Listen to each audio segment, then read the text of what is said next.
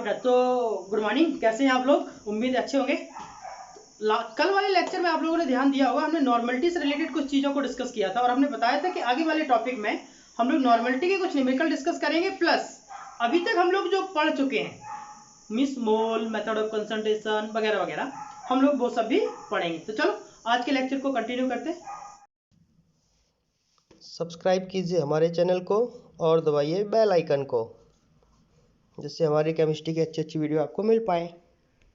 तो आज हम लोगों को नॉर्मलिटी पर बेस होके कुछ क्वेश्चंस डिस्कस करने हैं। हाँ, एक चीज और, कभी कभी एक से ज्यादा सॉल्यूशंस को आपस में ऐड कर दिया जाता है और एक रिजल्टेंट सॉल्यूशन बनता है। तो नॉर्मलिटी के बेस पर हम लोग रिजल्टेंट सॉल्यूशंस का नॉर्मलिटी कैसे निकालेंगे, ये भी हम लोगों को कैलकुलेट करना सीखना है। तो देखो, अकॉर्डिंग टू नॉर्मलिटी कंसेप्ट अगर हम लोग बात करेंगे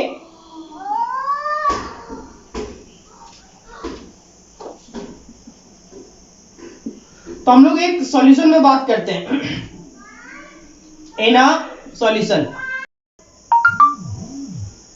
सेम मोलैरिटी वाला कंसेप्ट। हमारे पास एक कंटेनर है और इस कंटेनर में मान लेते हैं कोई ए कंपोनेंट डाल दिया और कोई बी कंपोनेंट डाला। ए कंपोनेंट का जो नॉर्मलिटी होगा वो कैपिटल N1 मान के चलेंगे। ए कंपोनेंट का जो वॉल्यूम होगा उसको V1 मान के चलेंगे।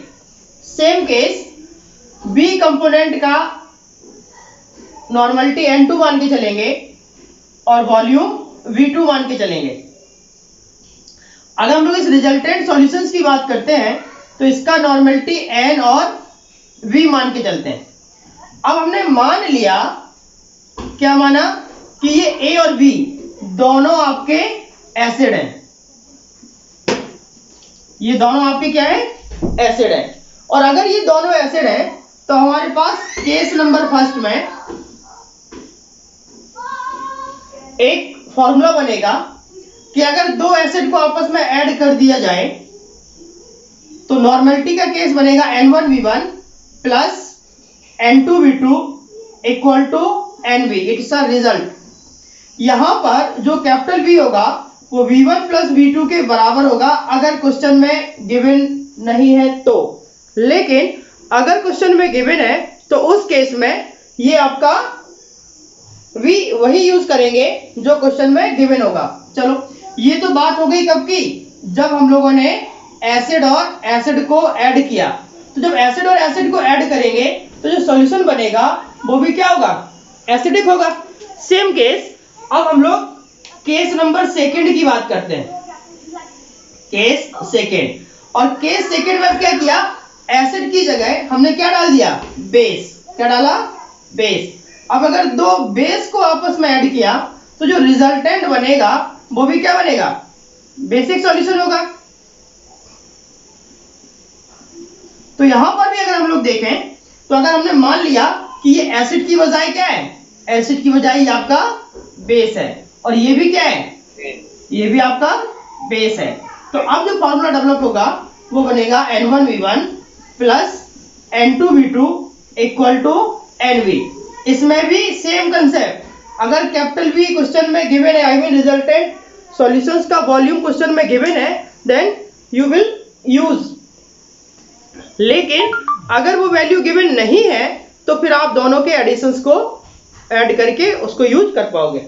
अब नेक्स्ट और थर्ड कंसेप्ट हमारे पास आता है, case number third. Case number third में क्या है कि अगर और एसिड और बेस को मिक्स कर दिया जाए, अगर एसिड और बेस को मिक्स कर दिया जाए, मतलब एक बेस हो, मान लेते एक हमने क्या लिया? एसिड, और दूसरा हमने क्या लिया? बेस। तो यहां पर जो फॉर्मूला होगा वो एक दूसरे को न्यूट्रल करने के लिए ट्राई करेगा, और जब एक दूसरे को न्यूट्रल करने के लिए ट्राई करेगा तो जिसका वैल्यू ज्यादा होगा, जिसका वैल्यू ज्यादा होने का मतलब क्या है? यहां पर दो केस हम लोग डिस्कस कर रहे हैं, N1V1 एंड N2V2। अब आपको याद क्या रखना है? इसी के केस नंबर 3 के अंदर पहली number condition, if N1V1 is greater than N2V2। अगर N1V1 का वैल्यू N2V2 से ज्यादा है तो फॉर्मूला बनेगा N1V1 एसिडिक होगा, हाँ, minus N2V2 equal to NV। और यहां पर जो भी सॉल्यूशंस बनेगा वो सॉल्यूशन आपका एसिडिक सॉल्यूशन होगा। लेकिन अगर हमने मान लिया कि आपका कंडीशंस अपोजिट हो जाए, मींस मैं एक मिनट इसको रब कर देता हूं।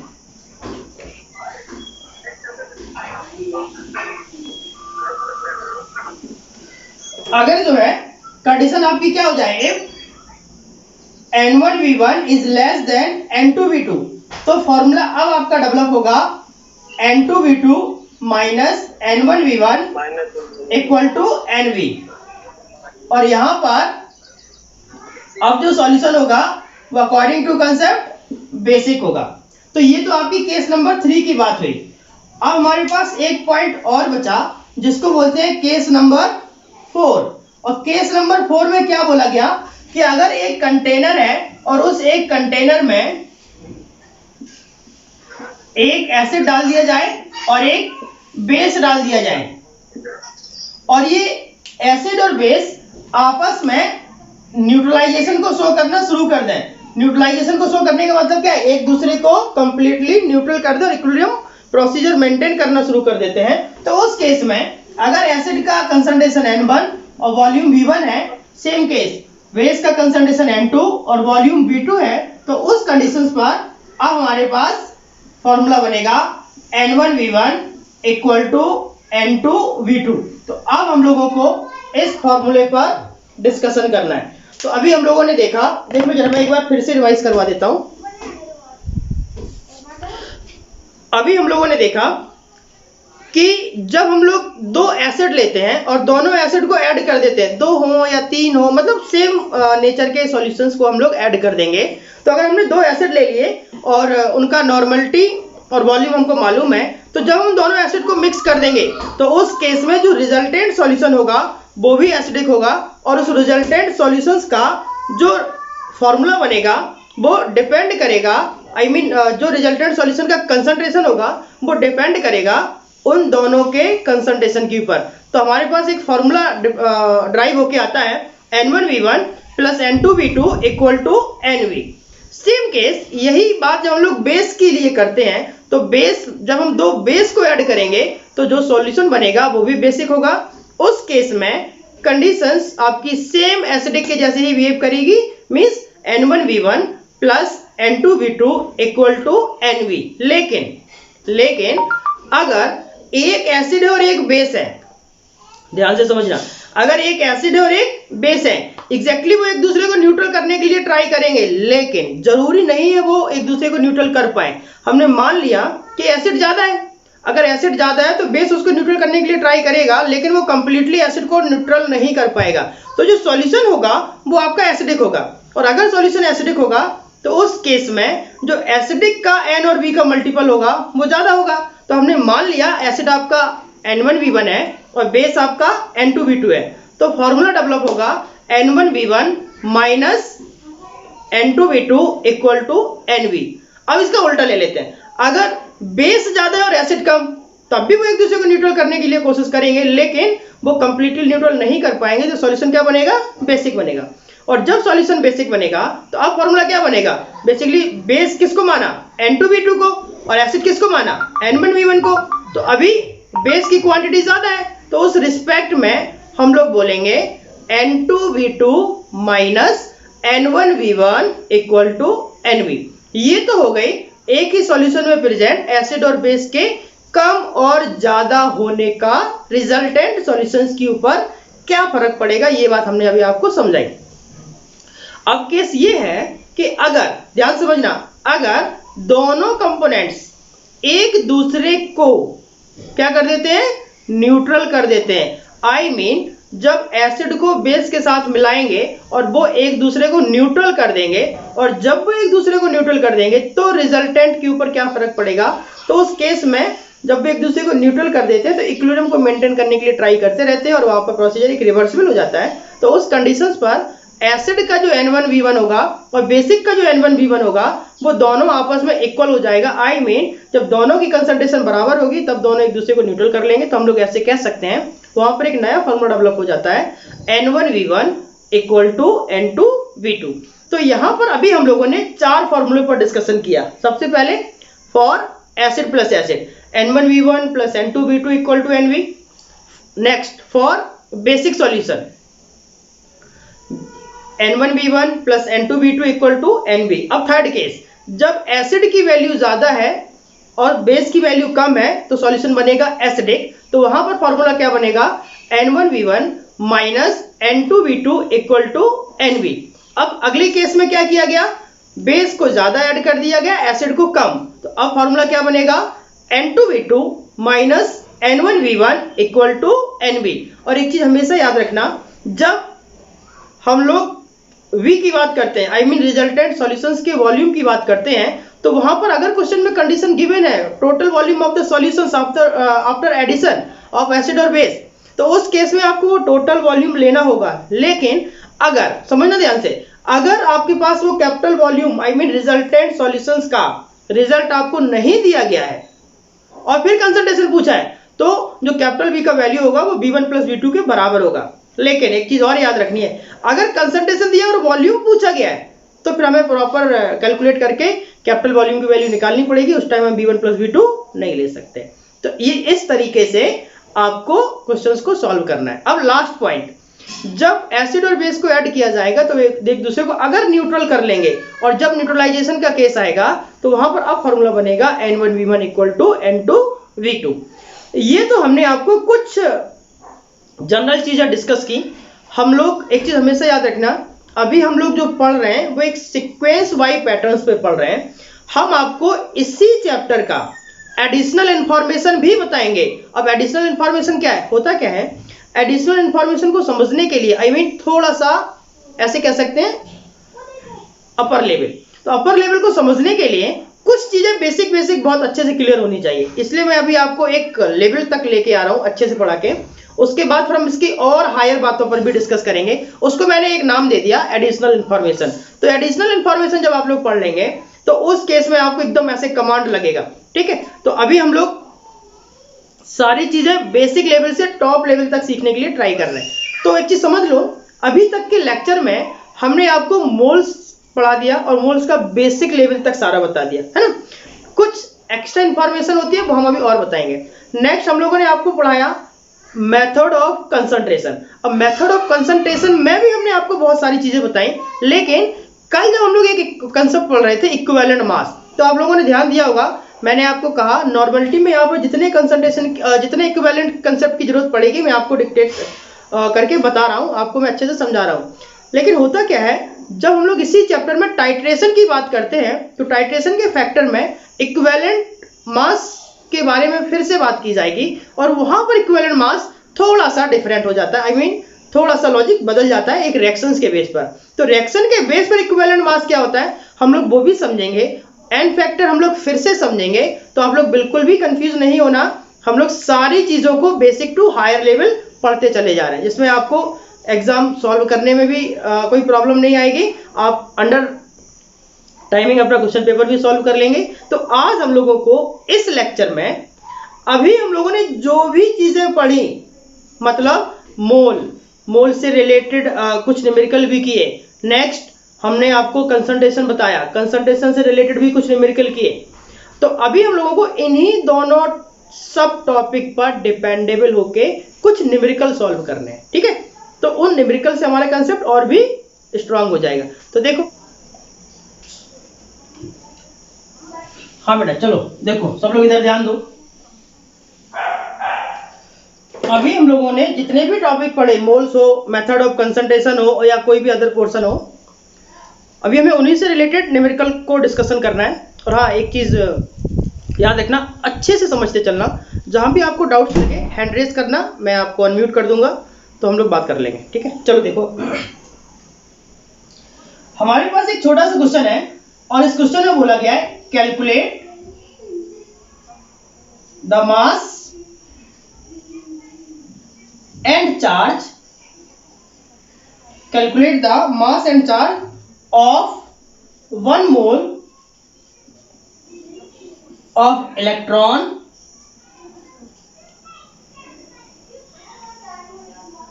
क्या लिखा है, बस क्वेश्चन इतना सा है calculate the mass and charge of 1 mole electron. 1 mole electron का चार्ज और मास क्या होगा, ऐसा क्वेश्चन में पूछा गया है। सबसे पहले आपको दो बातों का पता होना बहुत जरूरी है। क्या लिखा है मैंने यहां पर, हमने आपको कई बार समझाया है और फिर से समझ लो, कभी भी किसी भी क्वेश्चन को सॉल्व करने के पहले गिवन और रिक्वायर्ड, ये आपको दोनों बातों को अच्छे से पता होना चाहिए। इन्होंने क्या दिया है, इन्होंने कुछ यहां पर दिया ही नहीं है बेसिकली। देखो जरा क्वेश्चन को ध्यान से समझो। Calculate the mass and charge of 1 mole of electron. अगर क्वेश्चन को देखें तो सारी बातें कुछ सुनी समझी समझ आ रही हैं, सारी बात हमें क्या लग रहा है कि हाँ हमने सुने हैं समझे हैं, लेकिन क्वेश्चंस को किस तरीके से सॉल्व करना है ऐसे उन्होंने कोई वैल्यू के बारे में बात नहीं की। तो सबसे पहले देख लो निकालना क्या है। इन्होंने बोला mass and charge of 1 mole, means हम लोगों को मास निकालना है। क्या निकालना है, मास, और हम लोगों को चार्ज निकालना है। दोनों बातें निकालनी है। किसके लिए निकालनी है, 1 मोल इलेक्ट्रॉनों के लिए, आई मीन इलेक्ट्रॉनों का मास और चार्ज चाहिए, ऐसा बोला गया। देखिए समझ लो बेटा, यहाँ पर दो इंफॉर्मेशन आपको एडिशनल फॉर्म में याद होना चाहिए। कौन सी, एक मास ऑफ इलेक्ट्रॉन और दूसरा चार्ज ऑफ इलेक्ट्रॉन। और ये दोनों ही बातें 10th और 9th क्लास में बहुत डिटेल में बताई जाती है। अगर आपको आता है तो अच्छी बात है, नहीं आता है तो समझ लो। क्या है, mass of 1 electron, mass of 1 electron, एक इलेक्ट्रॉनों का मास कितना होता है, 9.1 इंटू 10⁻⁻31 kg, ये आपका मास ऑफ इलेक्ट्रॉन होता है। दूसरा, अब हम लोगों को चार्ज ऑफ इलेक्ट्रॉनों की भी बात करनी है, तो अगर हमने लिखा चार्ज ऑफ 1 इलेक्ट्रॉन, तो एक इलेक्ट्रॉन का चार्ज कितना है, 1.602 इंटू 10⁻⁻19 कूलम। बस ये दो बातें इन्होंने हमको नोट कर लेनी है। तो क्वेश्चन में क्या है कि अगर इलेक्ट्रॉन 1 मोल होंगे तो फिर इलेक्ट्रॉनों का मास और इलेक्ट्रॉनों का चार्ज क्या होगा। और हमने आपको ये बताया है, क्या हम लोग जानते हैं, we know that 1 mole equal to कितना होता है, 6.022 इंटू 10⁻⁻23 पार्टिकल्स। अब हमने आपको पार्टिकल्स का मतलब क्या बताया, कुछ भी हो, इलेक्ट्रॉन हो, प्रोटॉन हो, न्यूट्रॉन हो, किसी भी पार्टिकल्स के बारे में बात की जाए, वही 1 मोल को 6.022 के बराबर कर देता है। और 6.022 क्या बोलता है, एवोगाड्रो नंबर होता है। तो हम लोग अगर यहाँ पर इलेक्ट्रॉनों की बात कर रहे हैं, तो अगर हमने ऐसे बोला आपको 1 मोल इलेक्ट्रॉन का मतलब क्या हो जाएगा, 6.022 इंटू 10⁻⁻23 इलेक्ट्रॉन। बस इतनी सी बात आपको याद रखनी है। तो अब आपको कैसे सॉल्व करना है, देखो जरा, मास ऑफ 1 इलेक्ट्रॉन का वैल्यू दिया हुआ है और मास ऑफ 1 मोल इलेक्ट्रॉन आपको निकालना है। तो हम लोग क्या लिखेंगे, देखो बहुत ही सिंपल है। जब हम इसको सॉल्व करेंगे तो हम लोग लिख देंगे mass of 1 electron equal 9.1 into 10⁻⁻31 kg। ये आपका एक इलेक्ट्रॉनों का मास आया। लेकिन अगर हमने लिखा mass of 1 mole electron, 1 mole electron, तो कितना हो जाएगा, 9.1 इंटू 10⁻⁻31 एक का है। तो फिर अगर 6.022 का कितना हो जाएगा, तो मल्टीप्लाई बाई 6.022 इंटू 10⁻23। फाइनली हम लोग इसको सॉल्व करके आंसर निकाल देते हैं। क्या लिखा है, यहां पर दिया है मास ऑफ 1 इलेक्ट्रॉन, एक इलेक्ट्रॉनों का मास हम लोग जानते हैं 9.1 इंटू 10⁻⁻31 किलोग्राम होता है।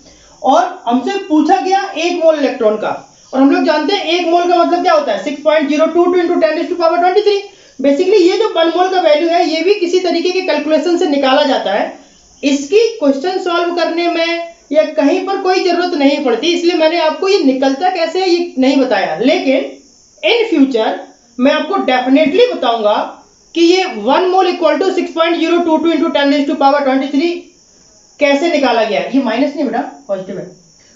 कैसे निकाला गया इस बात को हम आपको डेफिनेटली बताएंगे, और वो एडिशनल इंफॉर्मेशन में बताएंगे। हालांकि इसकी कहीं कोई न्यूमेरिकल, कहीं कोई क्वेश्चन डिस्कशन में, कहीं किसी कंसेप्ट डिस्कशन में इसकी कोई जरूरत नहीं पड़ती, लेकिन इसका एक परफेक्ट वैल्यू निकाला गया है, वो पता लगता है, वो 1 एटॉमिक मास से पता लगता है, एएमयू से पता लगता है। हम लोग इसके बारे में भी बात करेंगे, लेकिन फिलहाल अपने क्वेश्चंस की बात करते हैं। हाँ, तो देखो मास ऑफ 1 इलेक्ट्रॉनों का वैल्यू हम लोग जानते हैं 9.1 इंटू 10⁻⁻31 होता है।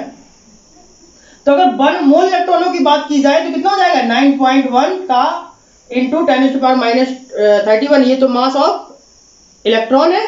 अब अगर आपके पास 6.022 इंटू 10⁻23 इलेक्ट्रॉन है तो मास कितना होगा, तो इजीली हम उसको मल्टीप्लाई कर देंगे, that is the final procedure. तो आप कैलकुलेट करके इसका आंसर निकाल सकते हैं। तो हम लोग इसको एक छोटा सा आंसर मैं लिख देता हूं, 9.1 इंटू 6.022 इंटू 10⁻31 में से 27 माइनस होगा तो कितना बचेगा 8, बस डेफिनेटली इसी को हम लोग अभी आंसर मान के चलते हैं। हाँ, अब ये ना कंसेप्ट समझ लो कि इसको कैसे किया गया, हालांकि आप लोग समझ गए होंगे, फिर भी मैं एक आपको थोड़ा सा रिदम बता देता हूं। अगर हमने बोला, ध्यान से समझना, अगर हमने बोला ये marker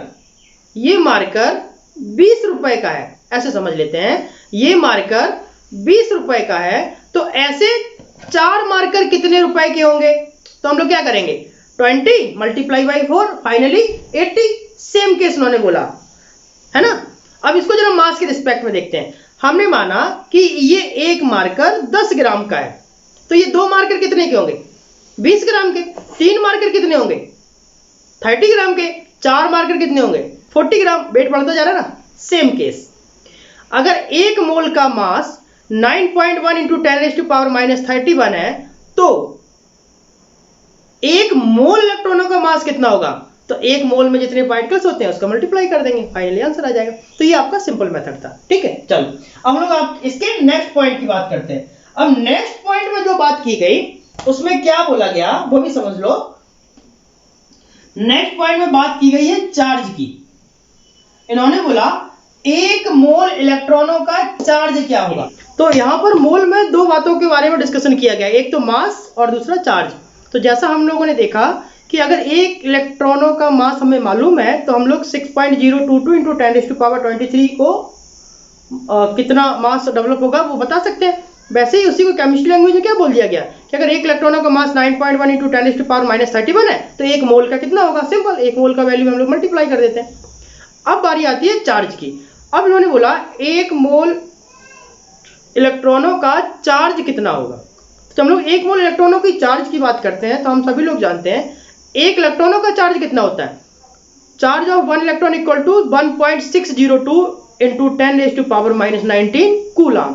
if we will find mole of charge of 1 mole electron it means 6.022 into 10⁻23। तो देखो जरा कैसे बात करेंगे। हम लोग जानते हैं charge of 1 electron equal to 1.602 into 10⁻⁻19 coulomb. ये आपका क्या आ गया, चार्ज आ गया। अब अगर हम लोग बात करेंगे चार्ज ऑफ 1 मोल इलेक्ट्रॉनों की, चार्ज ऑफ 1 मोल इलेक्ट्रॉन, तो क्या बनेगा 1.602 इंटू 10⁻⁻19, ये तो 1 इलेक्ट्रॉनों का चार्ज था। अब 1 मोल का मतलब 6.022 इंटू 10⁻23। बस इसको आप लोग कैलकुलेट करके इसका आंसर निकाल सकते हैं। तो इसी तरीके से हम लोग इस क्वेश्चन के बारे में डिस्कशन कर लेंगे, ठीक है। तो हम लोग चलते हैं नेक्स्ट क्वेश्चन की ओर। अब हम लोग बात करेंगे अगले क्वेश्चन की। हमने बोला how many water molecule and oxygen atom are present in 0.9 gram of H2O। ये हमारे पास क्वेश्चन है। क्या बोला गया, देखो जरा ध्यान से। हम लोगों के पास एक क्वेश्चन है, how many water molecule and oxygen atom are present in 0.9 gram of H2O। Means फिर से समझ लो, क्या निकालना है, नंबर ऑफ वाटर मॉलिक्यूल और नंबर ऑफ वाटर मॉलिक्यूल का मतलब क्या है, नंबर ऑफ पार्टिकल्स निकालना है। दूसरा number of oxygen atom, oxygen atom. तो हमने आपको बताया था कि जब भी मॉलिक्यूल की बात की जाए, जब भी इलेक्ट्रॉनों की बात की जाए, प्रोटॉनों की बात की जाए, न्यूट्रॉनों की बात की जाए, इलेक्ट्रॉनों की बात की जाए, सबसे पहले आपको क्या निकाल देना है, नंबर ऑफ पार्टिकल। ठीक है, तो देखो यहां पर वेट इक्वल टू दिया है, वेट इक्वल टू दिया है 0.9 ग्राम। किसका दिया है, कंपाउंड कौन सा है, किसका वेट है, ये कंपाउंड आपका है H2O। तो सबसे पहले हम लोग क्या करेंगे, इस H2O का मॉलिक्यूलर मास निकाल देंगे। मोलर मास ऑफ H2O कितना होता है, 18 ग्राम।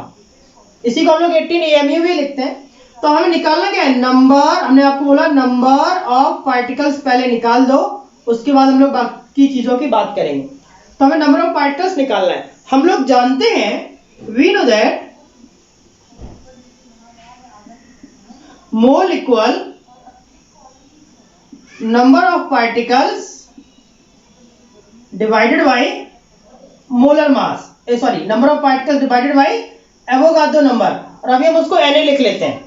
तो अब हमारे पास एक नया फॉर्मूला नंबर ऑफ पार्टिकल्स का अगर निकालेंगे तो Na को ट्रांसफर कर देंगे तो एक फॉर्मूला बनेगा मोल इनटू Na। हमें निकालना क्या है, नंबर ऑफ पार्टिकल्स।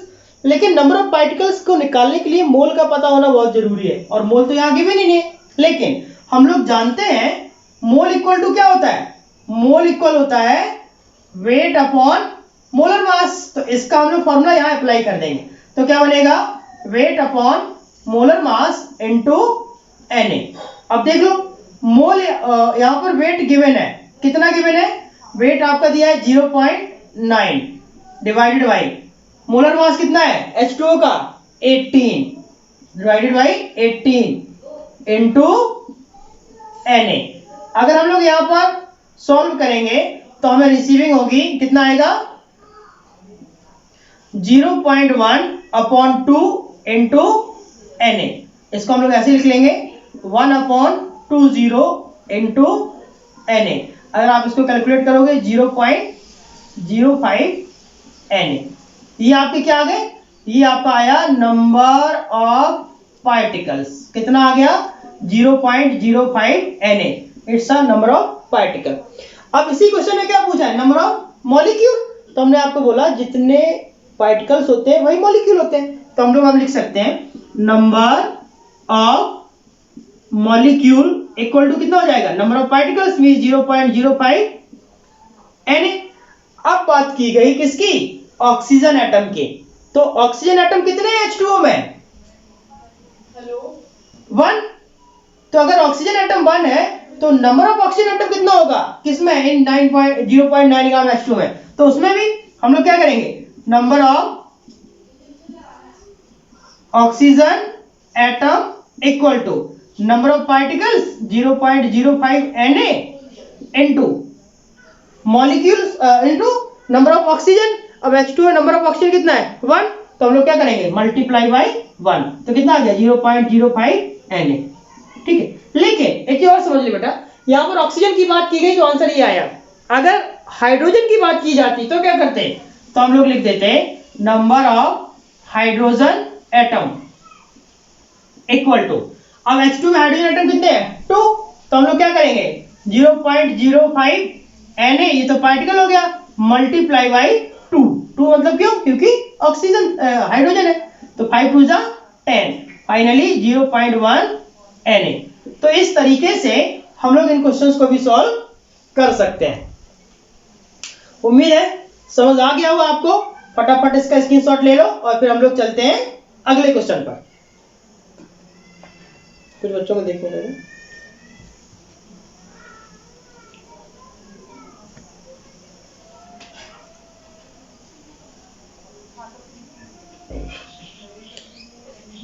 चलो बेटा अभी मैं रब करने लगा।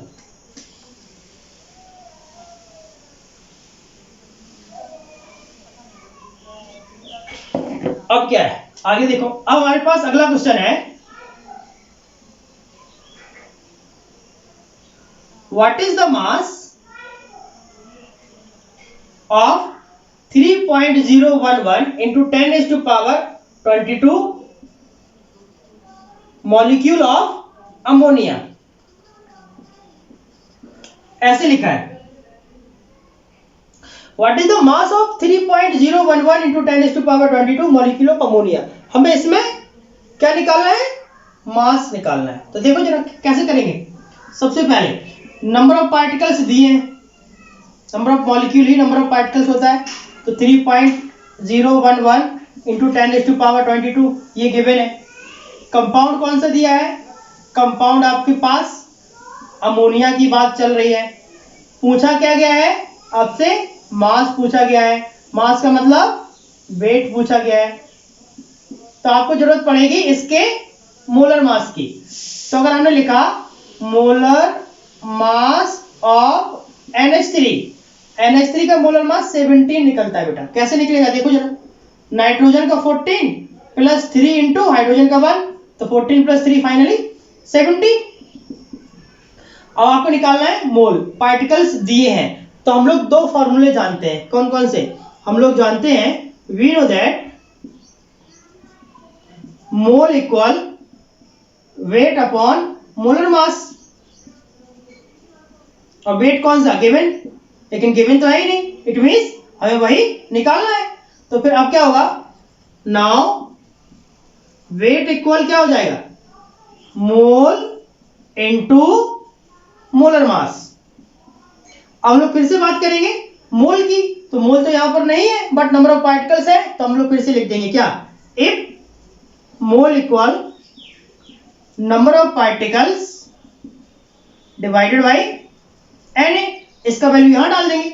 नाउ वेट इक्वल टू क्या फॉर्मूला बना? Number of particle divided by Na into molar mass.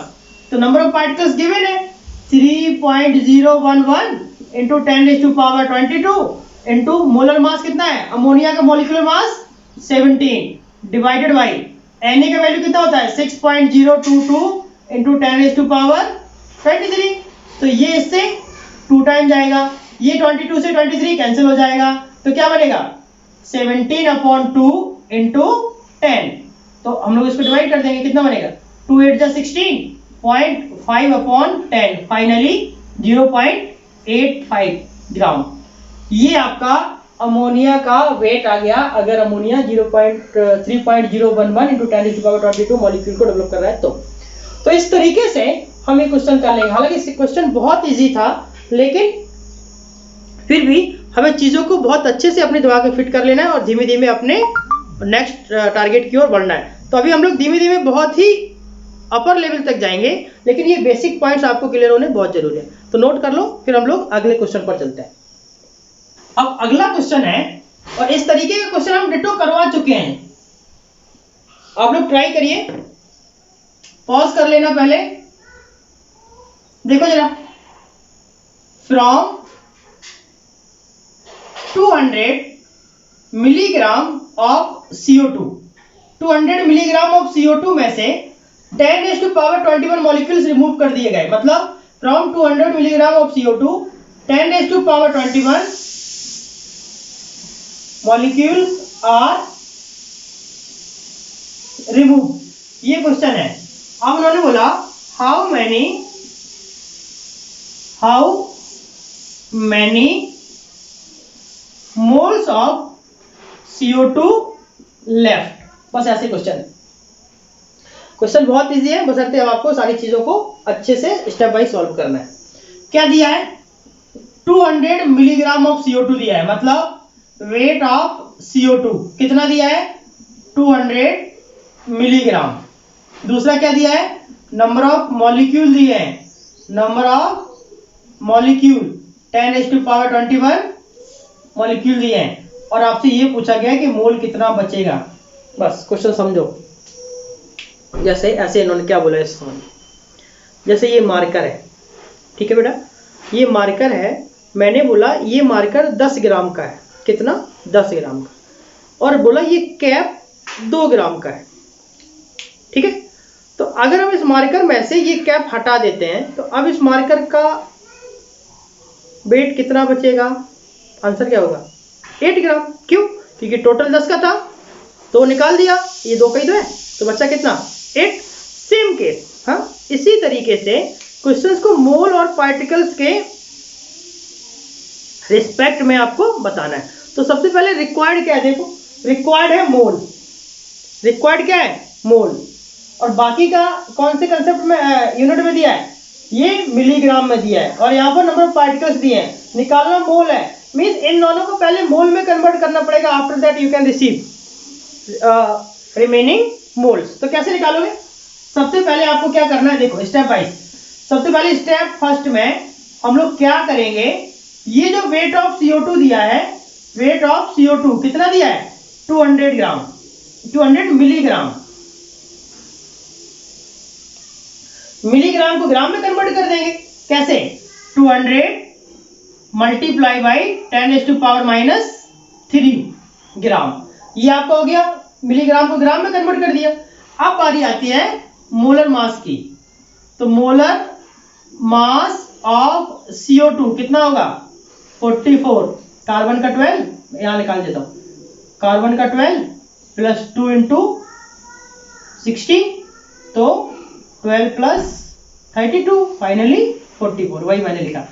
अब आप इसके मोल निकाल दो। जब हम लोग मोल इक्वल टू निकालेंगे तो वेट अपॉन मोलर मास, तो वेट कितना हो जाएगा? 200 इंटू 10⁻³ डिवाइडेड बाई 44। करो जरा सॉल्व। तो इसको सॉल्व करेंगे तो आएगा 4.5 इंटू 10⁻³ ये आपका मोल आया फर्स्ट केस पर। अब स्टेप सेकंड में क्या करना होगा? अब स्टेप सेकंड में आपको जो नंबर ऑफ पार्टिकल्स दिए हैं, जो नंबर ऑफ मॉलिक्यूल दिए, इनको भी मोल में कन्वर्ट करना है। नाउ हम यहां पर लिख लेंगे number of molecule equal to 10⁻21। तो जो हम लोग क्या लिखेंगे, now mole equal number of molecule मतलब number of particle divided by 6.022 into 10⁻23। इसको ऊपर लेके जाएंगे तो क्या बनेगा? 10⁻21 ओवर 6.022 इंटू 10⁻23। इसको कैंसिल कर देंगे तो हमारे पास आएगा 1/6.022 इंटू 10⁻2। ऐसे करो, 1/6.022 को सॉल्व कर लो, कितना आएगा? जब इसको सॉल्व करेंगे बेटा तो आया 0.166 और इस 10⁻2 को ऊपर लेके जाएंगे तो बनेगा 10⁻²। ये आ गया। तो एक चीज समझ लो, टोटल मोल्स ऑफ CO2 कितने थे? 4.5 इंटू 10⁻³ रिमूव कितने हुए? 0.166 इंटू 10⁻³ अब बचा कितना वो निकालना है। तो हम यहां पर एक शॉर्ट समरी में आपको बता देते हैं। यहां पर देखो, टोटल मोल्स आपके कितने हैं?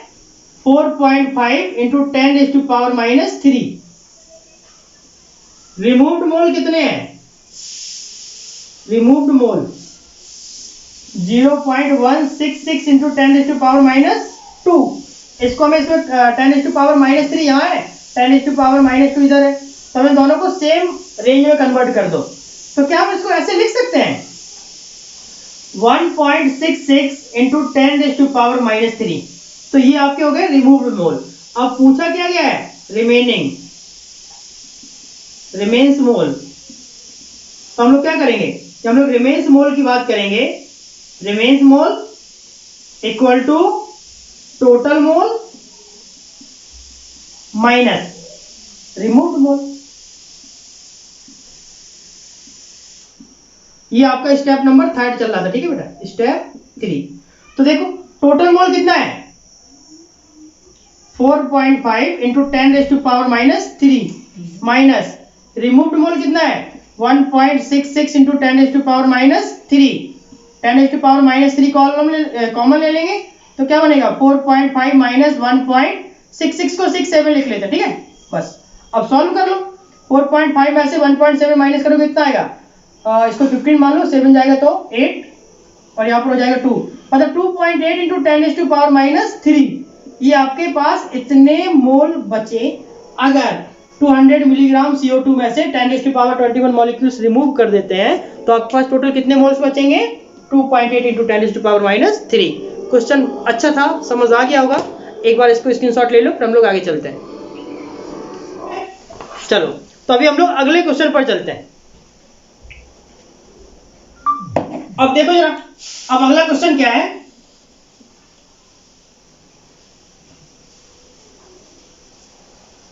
हमारे पास अगला क्वेश्चन है, हाउ मैनी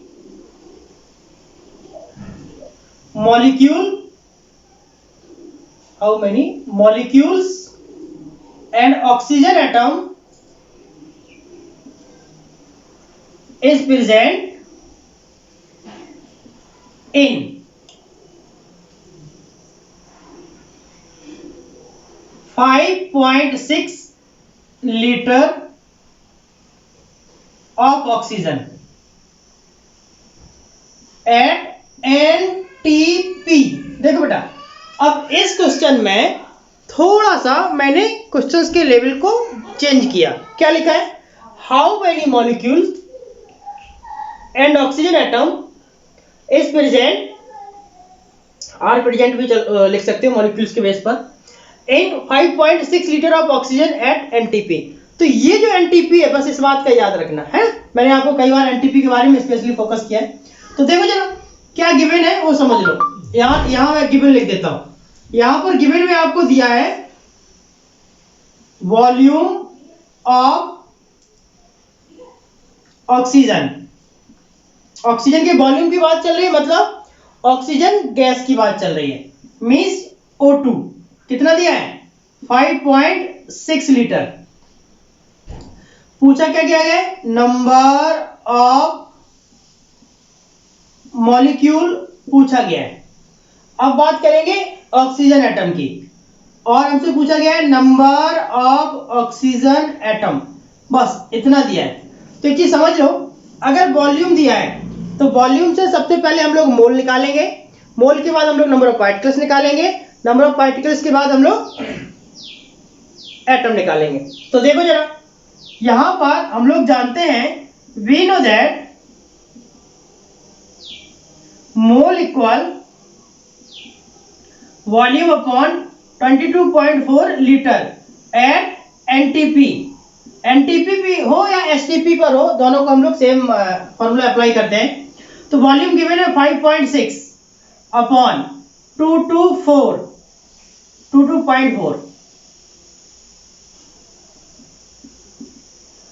एट एसटीपी या एट एनटीपी। पॉइंट कैंसिल कर देंगे तो क्या बनेगा?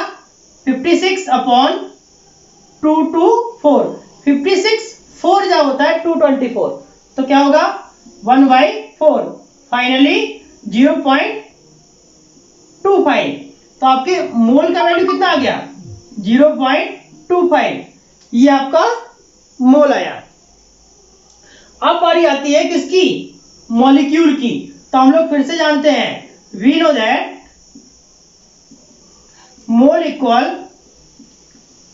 नंबर ऑफ मॉलिक्यूल या number of particles upon Na। तो नंबर ऑफ मॉलिक्यूल कितना आ जाएगा? Number of molecule equal mole into Na। तो मोल कितना है? 0.25 और Na तो Na रहे, सिंपल हो गया नंबर ऑफ मॉलिक्यूल। अब क्या निकालना है? अब निकालना है नंबर ऑफ ऑक्सीजन एटम। अब निकाल देंगे now number of oxygen atom equal to, कैसे निकालोगे? Number of molecule 0.25 into Na आया, और ऑक्सीजन में, ऑक्सीजन गैस में कितने ऑक्सीजन है? 2। तो क्या करेंगे? 0.25 Na इंटू 2। तो 2 5 जो 50, आई मीन 25 2 जो 50, तो क्या बनेगा? 0.5 Na। तो इस तरीके से हम लोग इस क्वेश्चन को भी सॉल्व कर सकते हैं। तो देखो समझ आ गया होगा। अब हम लोग कुछ इलेक्ट्रॉनों के तरीके से भी क्वेश्चन को सॉल्व करते हैं। तो देखो बेटा कैसे सॉल्व करेंगे, मैं रब कर रहा हूं। आप लोग बिल्कुल चिंता ना करें, ये लेक्चर आपको लिंक पे मिल जाएगा, मैं लिंक्स भी आपको शेयर कर दूंगा, किसी भी तरीके की कोई भी टेंशन नहीं है। बस हाँ, करना क्या है, कॉपी पेन लेके उस लेक्चर को देखना है और आपको साथ साथ में अपनी बुकलेट भी कंप्लीट करते रहना है। उससे क्या होगा, आपको चीज़ें दिमाग में फिट हो जाएंगी और लेक्चर को आप लोग एज अ कंटिन्यूटी बेस पर डील कर सकते हैं। ठीक है। हाँ, एनटीपी मींस होता है नॉर्मल टेम्परेचर प्रेशर। एक्चुअली दो तरीके की वर्डिंग होती है, स्टैंडर्ड होते हैं ये। एक होता है एनटीपी, एक होता है एसटीपी। एनटीपी का मतलब होता है नॉर्मल टेम्परेचर प्रेशर, एसटीपी का मतलब होता है स्टैंडर्ड टेम्परेचर प्रेशर। इस बेस पर फॉर्मूले को डिफाइन किया जाता है। तो एनटीपी की या एसटीपी की जब भी बात आएगी तो मोल का ये फॉर्मूला हमेशा फिक्स होता है, mole equal to volume upon 22.4 litre. तो देखो बेटा, अब अगले क्वेश्चंस की बात करते हैं।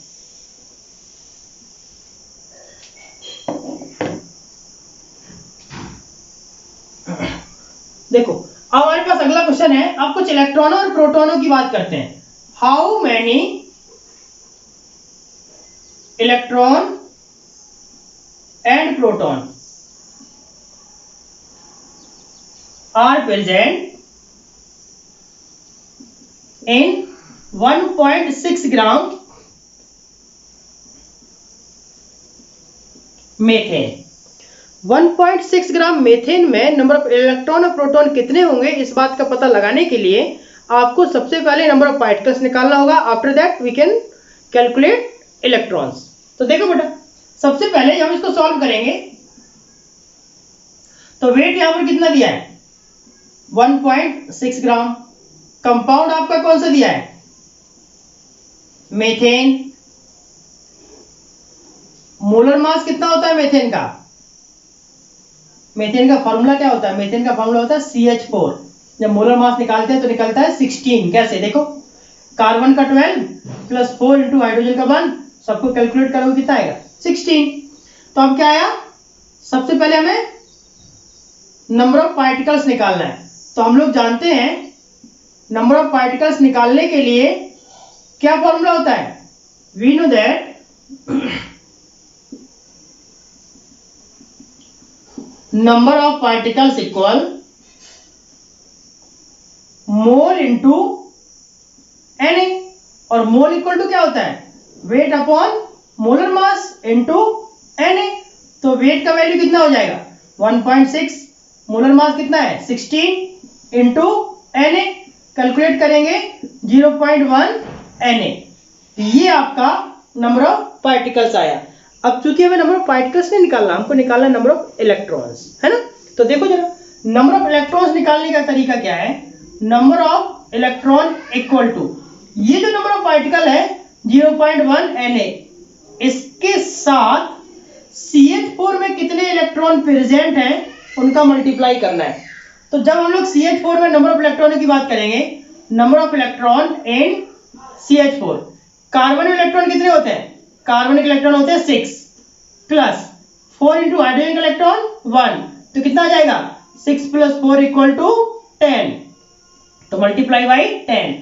तो आप लोग लिख सकते हो 1.0 Na, ये आपका आया नंबर ऑफ इलेक्ट्रॉन्स। अब एक चीज को याद रखना, अब याद क्या रखना है वो भी समझो। Number of electron, number of proton और नंबर ऑफ न्यूट्रॉन निकालने के फॉर्मूले होते हैं एक एटम में, और वो आपने छोटी क्लास में 9th 10th में पढ़े होंगे। अगर याद है तो अच्छी बात है, अगर नहीं याद है तो मैं बता देता हूँ, है ना। देखो, इन एन एटम, लेकिन मैं जो बताने वाला हूँ केवल न्यूट्रल एटम में काम करता है। इन एन न्यूट्रल एटम,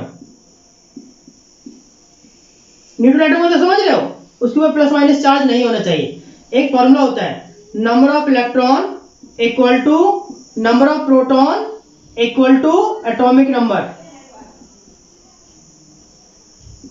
दूसरा, number of neutron, n equal to, n मतलब न्यूट्रॉन, कैपिटल N लिख देता हूं, याद रहेगा, atomic mass minus atomic number. तो ये भी आपको याद रखना है। तो देखो जरा, जब नंबर ऑफ इलेक्ट्रॉन आया तो 0.1 Na पार्टिकल्स था और टोटल CH4 में इलेक्ट्रॉन कितने हैं 10, तो हमारे पास आंसर आया 1.0 इंटू Na। सेम केस जब हम लोग नंबर ऑफ प्रोटोनों की बात करेंगे तो number of proton equal two particles का मल्टीप्लाई कर दो। 0.1 Na पार्टिकल था और नंबर ऑफ प्रोटॉन भी कितने निकलेंगे, 1 निकलेंगे। Finally 1.0 Na। इसका मतलब है 1.6 ग्राम मीथेन में इलेक्ट्रॉन और प्रोटॉन कितने होंगे, Na के बराबर होंगे। अगर यहां पर हमने आपको दिया कि इलेक्ट्रॉन और प्रोटॉन निकालना है, मान लेते हैं इसी में न्यूट्रॉन निकालना होता तब क्या करोगे। यहां तक का क्वेश्चन ऐसे ही सॉल्व होगा, कोई चेंजिंग नहीं है ना। अब न्यूट्रॉन के लिए कैसे सॉल्व करेंगे वो देखो, मैं इसको रब करता हूं।